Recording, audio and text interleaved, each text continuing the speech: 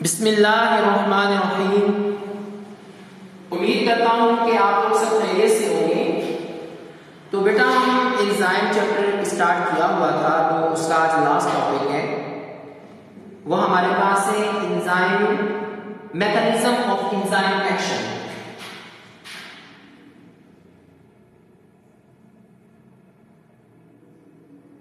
Mechanism of enzyme action. तो इसके अंदर डिफरेंट तरह की हाइपोथेसिस हैं जिसकी बेस पर जो है वो एंजाइम के बारे में गुफ्तगू की गई है। मैंने पहले के टॉपिक्स के अंदर बताया है कि जो एंजाइम है उसका जो स्ट्रक्चर होता है 3D होता है, 3 डायमेंशन होता है। ठीक है,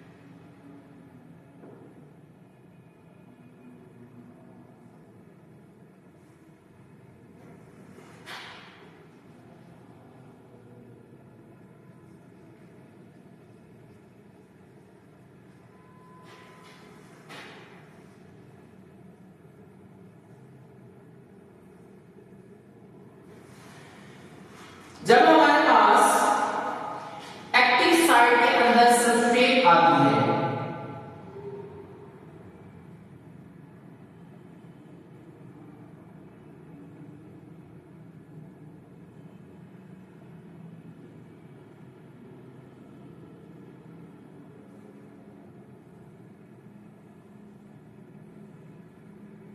ठीक है, ये मेसो सब्सट्रेट की जो है वो रिप्रेजेंट सब्सट्रेट के लिए कर रहा हूं इस पोर्शन।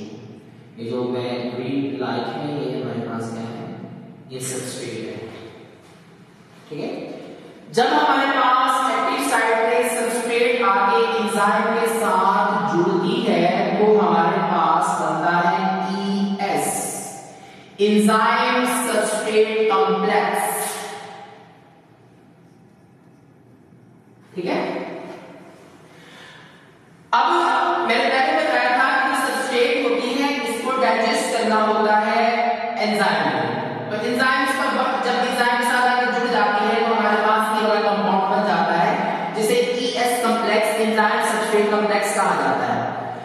ये सब्सट्रेट एंजाइम के साथ उस वक्त तक जुड़ी रहती है जब तक जितने जरूरी न्यूट्रिएंट्स होते हैं वो निकाल ना लिए जाए। ठीक है ना, जैसे हमारे पास ये जो कॉम्प्लेक्स होता है, ये जो कंपाउंड होता है, ये टेम्पोरेरी होता है कि जब एंजाइम ने सब्सट्रेट में काम कर लिया तो सब्सट्रेट उसमें से बाहर निकल जाएगी। तो हमारे पास जब मुकम्मल तौर पर इसमें से जरूरी न्यूट्रिएंट्स निकाल दिए जाते हैं तो ये एक्टिव साइट से आजाद हो जाती है। जब आजाद होती है तो एंजाइम हमारे पास अलग हो जाता है, लेकिन उस सूरत में हमारे पास सब्सट्रेट किसमें बदल चुकी होती है, प्रोडक्ट में। जब आगे जुड़ती है तो क्या जुड़ती है, सब्सट्रेट के तौर पर वो चीज जुड़ती है, और जब एंजाइम उस पर वर्क कर लेता है, ठीक है, एंजाइम जब उस पर वर्क कर लेता है तो वर्क करने के बाद जो चीज हमें हासिल होती है वो हमारे पास क्या कहलाती है, प्रोडक्ट कहलाती है। ठीक है ना, क्या कहलाती है, प्रोडक्ट कहलाती है। तो अब यहां पर जो मैकेनिज्म है इसके अंदर बताया गया है, किस तरह के कांसेप्ट इसमें बताए हैं। तो इसमें ये वजाहत की गई है कि एंजाइम जो है, जो एक्टिव साइट है वो एंजाइम जो सब्सट्रेट उसके अंदर उसको अपने अंदर किस तरह लेकर आती है। ठीक है ना, किस तरीके से सब्सट्रेट जो है वो एक्टिव साइट में दाखिल होती है, एंजाइम उस पर किस तरीके से वर्क कर रहा है। तो इसके बारे में मुख्तलिफ तरह की थ्योरीज हैं, मुख्तलिफ तरह के कॉन्सेप्ट्स हैं, जिसमें 2 कॉन्सेप्ट आपकी किताब के अंदर बयान किए गए हैं। एक आप लोग का एमल फिशर का बयान किया गया है, एमल फिशर। एमल फिशर जो हमारे पास था, ये एक हमारे पास जर्मन केमिस्ट था, बायोकेमिस्ट, जर्मन बायो केमिस्ट था। इसने एंजाइम किस तरह सबस्ट्रेट के ऊपर वर्क करती है इसके बारे में जो इसने मॉडल पेश किया है वो मॉडल हमारे पास कहलाता है लॉक एंड की मॉडल। लॉक एंड की मॉडल। अब देखोगे एक जनरल बात है कि हर एक लॉक के लिए स्पेसिफिक की है। जैसे मैंने तुम्हें शुरू में ये बात बताई थी कि हर रिएक्शन के लिए एंजाइम क्या है, स्पेसिफिक है, और हर एंजाइम के लिए सबस्ट्रेट क्या है, स्पेसिफिक है। इस बात को साबित करने के लिए इसने लॉक एंड की मॉडल का कंसेप्ट दिया है कि इसने इसके मुताबिक हमारे पास जो लॉक है उसकी एक मखसूस क्या होती है, चाबी होती है, वो उसी के जरिए खुल पाता है। अगर कोई आप और चाबी लगाओ तो वो कभी भी लॉक को खुल नहीं पाएगा। ठीक है, यहां पर बात समझ आई। अब यहां पर दो इश्यूज आएंगे। एक बात तो मैं आप लोगों को समझ आ रही होगी कि मैंने कहा था कि हर रिएक्शन के लिए एंजाइम क्या है, स्पेसिफिक है। हर रिएक्शन के लिए एंजाइम स्पेसिफिक है और हर एंजाइम की जो सबस्ट्रेट है वो भी स्पेसिफिक है। लेकिन जब मैं आपको प्रैक्टिस से समझा रहा था तो उसमें बताया था कि कुछ हमारे पास ऐसे रिएक्शंस हैं कि उसमें एक एंजाइम की जो सबस्ट्रेट होती है वो जब प्रोडक्ट बनके निकल जाती है तो अगला एंजाइम, जैसे मैंने बताया था कि आप लोग की स्टार्च जो है, एग्जाम्पल में समझाता हूं, ये इसे अमाइलेज जो है वो डाइजेस्ट करता है लेकिन कंप्लीट नहीं कर पाता, सेमी डाइजेशन ही करता है। क्या करता है, सेमी डाइजेशन। इसका मतलब क्या है कि जो कि स्लाइमा में पाया जाता है। अब स्टार्च को मुकम्मल तौर पर डाइजेस्ट होने के लिए इसका मतलब ये है कि अमाइलेज के अलावा स्टमक के अंदर कोई ऐसा एंजाइम है कि वहां पर जाकर स्टार्च मुकम्मल तौर पर क्या होगी, डाइजेस्ट होगी। अब जब मुंह के अंदर स्टार्च डाली तो वहां पर अमाइलेज ने काम करना शुरू कर दिया, लेकिन जैसे ही हमारे पास ये सेमी डाइजेस्ट अमाइलेज आपकी सेमी डाइजेस्ट स्टार्च है, जब तुम्हारे स्टमक में पहुंचेगी तो ये अमाइलेज उसको अपने अंदर से निकाल देगा। तो जब अमाइलेज इसको निकालेगा तो वो हमारे पास अमाइलेज की क्या होगी, प्रोडक्ट। लेकिन अगले एंजाइम के लिए वो किस तौर पर काम करेगी, सबस्ट्रेट के तौर पर काम करेगी। बेटा समझ आ गई, एक सिचुएशन वो और एक सिचुएशन ये।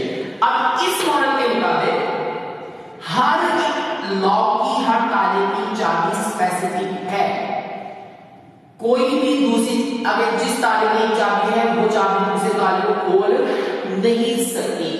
एंजाइम के मुताबिक जो पहली गुफ्तगू वो तो इस मॉडल के मुताबिक ठीक है, लेकिन सेकंड जो मैंने बात की वो इस मॉडल के मुताबिक, इस गुफ्तगू के मुताबिक ये मॉडल जो है वो नाक़िस है।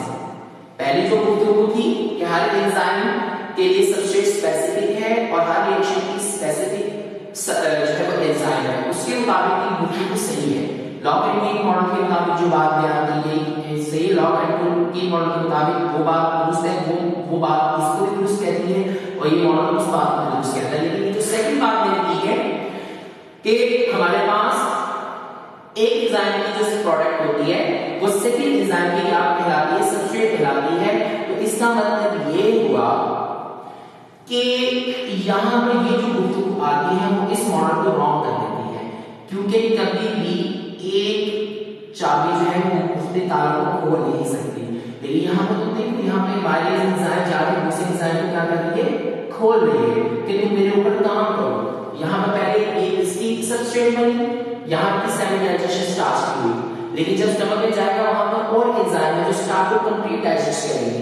अब देखो कि एक ही चीज है, यानी स्टार्च मतलब एक ही चाबी है, लेकिन उसकी वजह से कितने ताले खुल रहे हैं, दो ताले खुल रहे हैं। चाहिए तो ये था कि जैसे इसने कहा कि हर ताले की मखसूस चाबी है, कभी वो दूसरा ताला नहीं खोल सकती। यहाँ पर ये वाला कॉन्सेप्ट इस मॉडल को क्या कर देता है, रॉन्ग कर देता है। लेकिन पहली गुफ्तगू के मुताबिक ये मॉडल क्या है, सही है। और दूसरी बात, ये मॉडल अगर मैं मुख्तसर तौर पे बयान करूं तो ये कहता है कि जो एक्टिव साइट है, जो एक्टिव साइट है वो एक रिजिड स्ट्रक्चर है। क्या है, रिजिड स्ट्रक्चर है। क्या मतलब इस बात का कि देखो कि इमाइलेज एंजाइम के अंदर स्टार्च जाके जुड़ गई, इसके एक्टिव साइट के साथ जुड़ गई, तो जाहिर है कि इसकी जो अमाइलेज एंजाइम में जो एक्टिव साइट है इसके लिए ही बनी है और इसके साइज के लिए बनी है।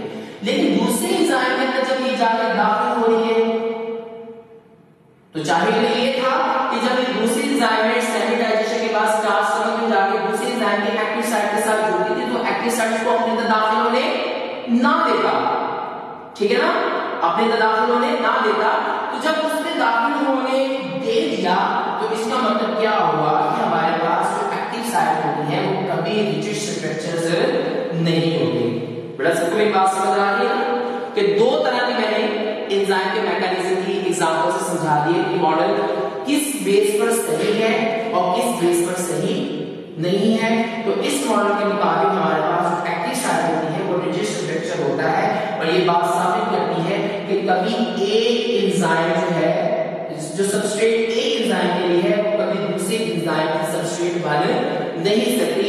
लेकिन इस गुफ्तगू ने इस बात को वजाहत कर दिया कि नहीं, एक एंजाइम के अंदर जो प्रोडक्ट निकलती है वो दूसरे एंजाइम को जाकर खोल देती है, ये उसकी सबस्ट्रेट बन जाती है, जिसकी वजह से ये का मॉडल जो है वो नाकिस हो गया और इसको जो है हम एंजाइम के मैकेनिज्म पर अप्लाई नहीं कर सकते। फिर ये जब गुफ्तगू चल रही थी तो उसके बाद एक और बायोलॉजिस्ट उठा जो कि अमेरिकन था और उसने जो है वो एंजाइम्स के मुताबिक अपनी अलग से एक मॉडल बयान किया और वो मॉडल हमारे पास कहलाता है इंड्यूस्ड फिट मॉडल। क्या कहलाता है? इंड्यूस्ड। ये हमारे पास अमेरिकन बायोलॉजिस्ट था डेनियल कोशलैंड।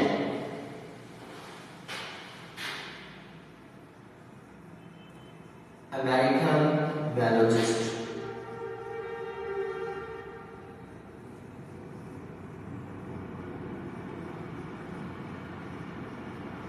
कोशलैंड, इसने मॉडल बयान किया इंड्यूस्ड फिट मॉडल, ठीक है ना। इसके मॉडल का नाम क्या है? Induced fit. अब इसके कॉन्सेप्ट के मुताबिक जो एक्टिव साइट्स हैं, जो एक्टिव साइट्स हैं वो हमारे पास जो है वो इलास्टिक स्ट्रक्चर्स हैं। क्या है? इलास्टिक स्ट्रक्चर कि किसी भी शेप की किसी भी साइज की जो भी सबस्ट्रेट आती है एक्टिव साइट उसके मुताबिक अपनी शक्ल को बना लेता है। अब ये एक्टिव साइट है, इसमें अगर हमारे पास ये इस तरह फ्लैट सबस्ट्रेट आ रही है तो ये अपनी शक्ल किसी के मुताबिक डालेगा। अगर आप लोगों की इस टाइप की जो है सबस्ट्रेट आ रही है उसके मुताबिक एक्टिव साइट, अगर आप लोगों की सबस्ट्रेट इस फॉर्म में आ रही है तो एक्टिव साइट है उस तरीके की शेप बना लेगा। इसको हम क्या बोलते हैं? इलास्टिक स्ट्रक्चर बोलते हैं। तो इसके कांसेप्ट के मुताबिक हमारे पास एक्टिव साइट जो है वो इलास्टिक स्ट्रक्चर है, रिजिड स्ट्रक्चर नहीं है। तो ये वाला जो मॉडल है इंड्यूस्ड फिट मॉडल जो मैंने पहली गुफ्तगू की थी उसको भी इसे ही साबित करता है और ये जो सेकंड गुफ्तगू जो ये मॉडल की ये वाला जो ये कांसेप्ट दिया था इस मॉडल की वो क्या करता है? रिजेक्शन करता है। लेकिन ये सेकंड जो मैंने गुफ्तगू बयान की है उस पर भी ये वाला मॉडल पूरा करता है और जो पहले वाली गुफ्तगू की है कि हर रिएक्शन के लिए मखसूस सबस्ट्रेट है और हर रिएक्शन के लिए एंजाइम स्पेसिफिक है और हर एंजाइम के लिए सबस्ट्रेट भी क्या है? स्पेसिफिक है। उस बात को भी ये पूरा साबित करता है और ये सब उसी को साबित करता था और इस बात को ये वाला मॉडल साबित नहीं कर पाया था, लिहाजा ये नाकिस हो गया। लेकिन ये वाला जो मॉडल है ये इस कांसेप्ट को भी क्या कर रहा है? सही साबित कर रहा है। तो ये हमारे पास एंजाइम की एक्शन का मैकेनिज्म था थोड़ा बहुत जो आपकी किताब में दिया गया था। तो अब इस चैप्टर के अंदर जो आप लोगों के एमसीक्यूज आते हैं वो आप लोगों ने जैसे मैं क्लास के अंदर सॉल्व करवाता हूँ तो आप लोगों ने खुद ही सॉल्व कर लेनी है। अगर कोई आप लोगों ने बात पूछनी है या कुछ आप लोगों को समझ बात की नहीं भी आती तो आप कॉलेज में मेरे पास आ सकते हैं। 11 से 1 PM तक मैं यहाँ कॉलेज के अंदर ही मौजूद होता हूँ। उसके बाद हम नेक्स्ट चैप्टर स्टार्ट करते हैं बायो एनर्जेटिक का।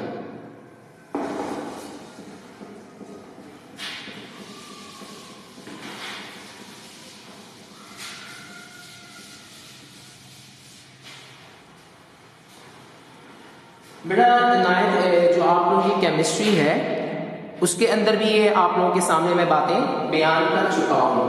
ठीक है ना, ऑक्सीडेशन रिडक्शंस के बारे में, यही बातें इसके अंदर आएंगी, वो बातें मैं केमिस्ट्री के अंदर ध्यान कर चुका हूँ।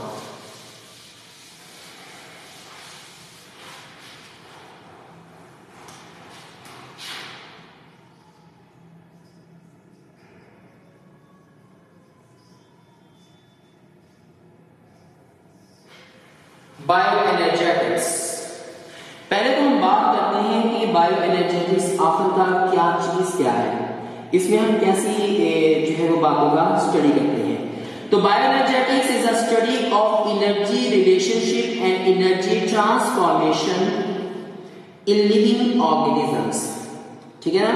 बायोएनर्जेटिक का स्टडी क्या है कि इसके अंदर हम एनर्जी के आपस में रिलेशनशिप के बारे में, यानी एनर्जी एक फॉर्म से दूसरी फॉर्म में किस तरह चेंज होती रहती है, काइनेटिक एनर्जी पोटेंशियल एनर्जी में, पोटेंशियल एनर्जी काइनेटिक एनर्जी में जो है वो चेंज होती रहती है, और ये एनर्जी जो है वो लिविंग ऑर्गेनिज्म के अंदर कैसे ट्रांसफर होती है, ठीक है ना। ये आगे लेवल्स आएंगे तो उसमें मैं बातें करूंगा, ठीक है ना। तो इस सारी की सारी ब्रांच जिसके अंदर हम एनर्जी रिलेशनशिप के बारे में और एनर्जी किस तरह ट्रांसफर होती है, study of energy relationships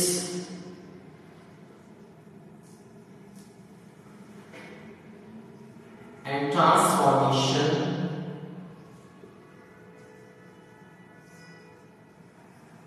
in living bodies.